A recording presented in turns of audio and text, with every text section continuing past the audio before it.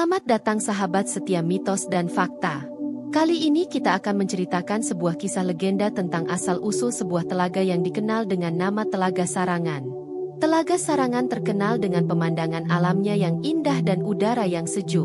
Telaga Sarangan juga dikenal sebagai Telaga Pasir, danau alami yang terletak di lereng Gunung Lawu, Kecamatan Plaosan, Kabupaten Magetan, Jawa Timur.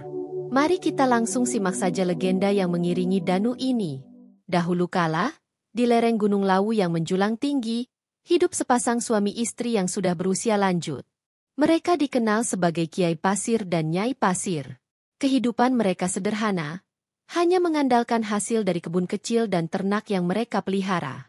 Meskipun hidup serba kekurangan, Kiai Pasir dan Nyai Pasir dikenal sebagai pasangan yang baik hati dan suka menolong sesama. Mereka selalu berbagi hasil panen mereka kepada tetangga yang membutuhkan. Namun, ada satu hal yang membuat hati mereka terasa hampa.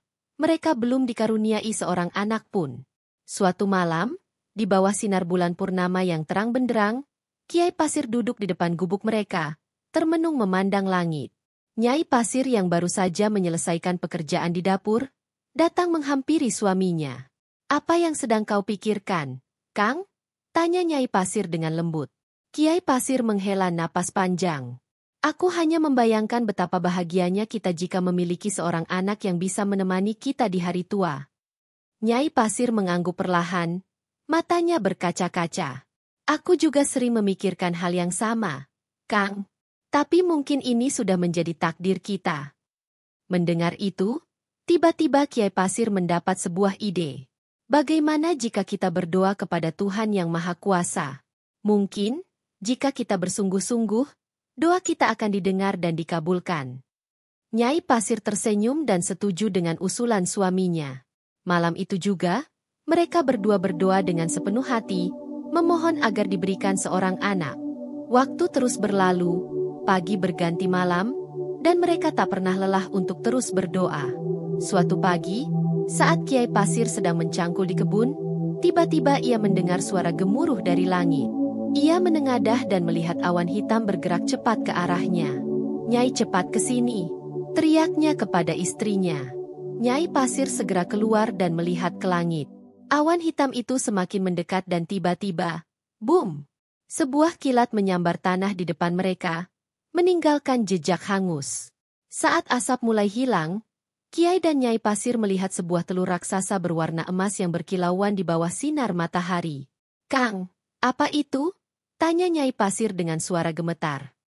Kiai Pasir masih terkejut, menjawab, "Aku tidak tahu, Nyai. Tapi mungkin ini adalah jawaban dari doa-doa kita." Dengan hati-hati, mereka mendekati telur itu. Kiai Pasir menyentuh permukaannya yang hangat, dan tiba-tiba, telur itu sedikit bergerak. Mereka terlonjak kaget. "Nyai, lihat telur ini hidup!" seru Kiai Pasir penuh keheranan. Mereka pun memutuskan untuk membawa telur itu ke dalam gubuk mereka.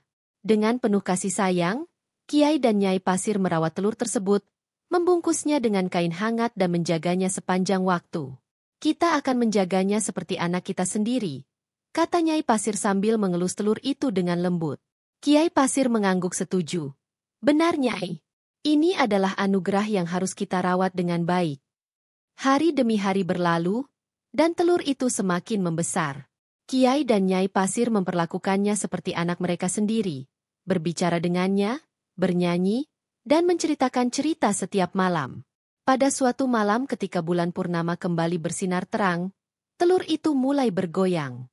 Kiai dan Nyai Pasir terbangun dari tidurnya karena mendengar suara retakan. "Nyai, lihat itu telurnya!" seru Kiai Pasir dengan mata berbinar. Mereka segera mendekati telur tersebut. Retakan mulai muncul di permukaan cangkang emasnya. Dengan napas tertahan, mereka menunggu dengan penuh harap. Lalu, cangkang telur itu pecah, dan seekor naga kecil berwarna emas keluar dari dalamnya. "Ya, Tuhan!" Nyai Pasir menutup mulutnya karena terkejut. Kiai Pasir juga terperangah. Ini seekor naga."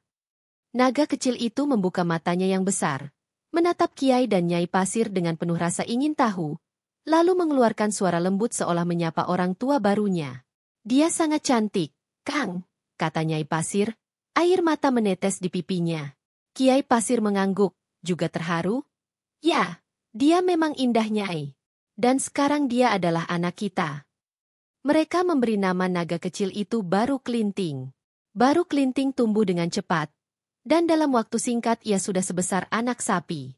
Kiai dan Nyai Pasir harus bekerja lebih keras untuk memberinya makan. Kang, Baru Kelinting semakin besar. Bagaimana kita bisa terus memberinya makan? Tanya Nyai Pasir dengan khawatir. Kiai Pasir berpikir sejenak. Kau benar Nyai. Kita harus menemukan cara agar Baru Kelinting bisa mencari makan sendiri. Seiring waktu berlalu, Baru Kelinting tumbuh menjadi naga yang besar dan kuat. Tubuhnya yang berkilauan emas hampir tidak muat lagi di dalam gubuk mereka. Meski demikian, dia tetap lembut dan penurut. Suatu hari, Kiai Pasir memanggil Baru Kelinting. Nak, kau sudah besar sekarang. Sudah waktunya kau belajar mencari makan sendiri. Baru Kelinting mengangguk dengan patuh. Baik ayah, aku akan berusaha. Nyai Pasir mengelus sisik emas Baru Kelinting dengan penuh kasih.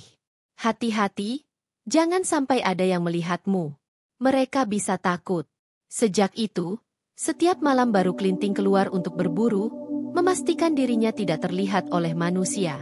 Namun, nafsu makannya semakin besar setiap hari. Suatu malam, saat sedang berburu, Baru Kelinting tanpa sengaja mendekati sebuah desa. Melihat seekor kerbau yang gemuk, ia menyambar dan memakannya. Keesokan harinya, penduduk desa kebingungan menemukan kerbau yang hilang dan melihat jejak aneh di tanah. Berita ini sampai ke telinga Kiai dan Nyai Pasir. Kang, aku takut ini perbuatan Baru Kelinting, bisik Nyai Pasir dengan cemas. Kiai Pasir mengangguk serius, kita harus bicara padanya. Malam itu, ketika Baru Kelinting pulang, Kiai Pasir menegurnya. Nak, apakah kau yang memakan kerbau di desa? Baru Kelinting menunduk malu. Iya, ayah, ibu. Aku lapar dan tidak tahu itu milik penduduk. Kiai Pasir menghela napas. Kau harus berhati-hati, nak. Tindakanmu bisa membuat mereka marah. Keduanya sadar bahwa kehadiran Baru Kelinting mungkin segera diketahui oleh orang lain. Dan benar saja, suatu hari, seorang pemburu tak sengaja melihatnya dan segera melarikan diri ke desa, menyebarkan kabar tentang naga raksasa. Tak lama kemudian, penduduk desa datang berbondong-bondong ke rumah Kiai dan Nyai Pasir dengan membawa senjata, ketakutan dan marah. Kiai Pasir, keluarkan monster itu, teriak salah seorang warga. Kiai Pasir mencoba menenangkan mereka. Saudara-saudara, tolong tenang. Baru Kelinting bukan monster, dia anak kami. Namun warga tetap panik dan melempari rumah Kiai dan Nyai Pasir dengan batu. Melihat serangan itu, Baru Kelinting merasa terancam dan mengeluarkan api dari mulutnya untuk menakut-nakuti mereka. Warga semakin ketakutan dan menyerang lebih keras. Dalam kekacauan itu, sebuah tombak melesat dan mengenai Nyai Pasir. Ia terjatuh, terluka parah. Nyai istriku. Kiai Pasir berteriak, mendekap istrinya. Melihat ibu angkatnya terluka, Baru Kelinting menjadi sangat marah. Ia mengaum keras, mengeluarkan api yang lebih besar. Warga pun panik dan melarikan diri. Dengan hati yang hancur, Kiai Pasir memeluk Nyai Pasir yang terbaring lemah. Istriku Nyai, bertahanlah. Tersenyum lemah Nyai Pasir. Jagalah Baru Kelinting baik-baik, Kang. Dengan kata-kata terakhir itu, Nyai Pasir mengembuskan napas terakhirnya. Kiai Pasir menangis terseduh-seduh, sementara Baru Kelinting meraung kesedihan. Setelah kejadian itu, Baru Kelinting memutuskan untuk pergi meninggalkan desa. Ia terbang menuju puncak Gunung Lawu dan menetap di sana, menjaga desa dari kejauhan. Ia berjanji tidak akan pernah turun lagi kecuali jika desanya dalam bahaya. Desa Sarangan menjadi tempat yang makmur dan aman, dan penduduknya selalu mengenang kisah Baru Kelinting, sang naga penjaga. Hingga kini, ketika angin bertiup kencang di malam hari, mereka percaya itu adalah suara Baru Kelinting yang terbang mengelilingi desa, memastikan semuanya baik-baik saja. Danau Sarangan di kaki Gunung Lawu menjadi bukti kisah ini. Penduduk percaya, danau itu adalah air mata Baru Kelinting yang menangisi kematian ibu angkatnya, Nyai Pasir. Mereka menjaga danau itu dengan baik sebagai penghormatan kepada sang naga penjaga desa. Sampai jumpa di cerita berikutnya. Jangan lupa untuk like, share, dan subscribe channel Mitos dan Fakta ini. Aktifkan juga lonceng notifikasi agar Anda tidak ketinggalan video-video menarik lainnya. Jika Anda punya cerita atau kisah legenda lainnya yang ingin dibagikan, tuliskan di kolom komentar di bawah. Siapa tahu, cerita Anda bisa menjadi video berikutnya di channel ini. Terima kasih telah menonton videonya.